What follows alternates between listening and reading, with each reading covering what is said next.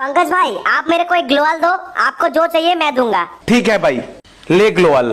पंकज भाई आपको क्या चाहिए? भाई मेरे को पतंजलि का चड्डी चाहिए। ओ भाई, मारो मुझे, मारो मारो मुझे, मारो। हम छोटे लोग, तुम बड़े लोग। हम झोपड़ी वाले, तुम।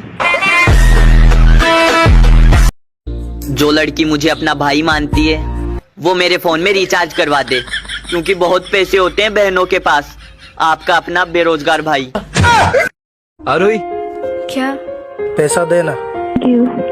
नया इलेक्ट्रिक पास आया, खरीदना है। व्हाट्सएप के स्टेटस पे अपने इमोशंस शेयर मत करो, क्योंकि कोई तुमसे ये नहीं पूछेगा कि क्या हुआ। वो बस यही बोलेंगे, बाय सेंड मी।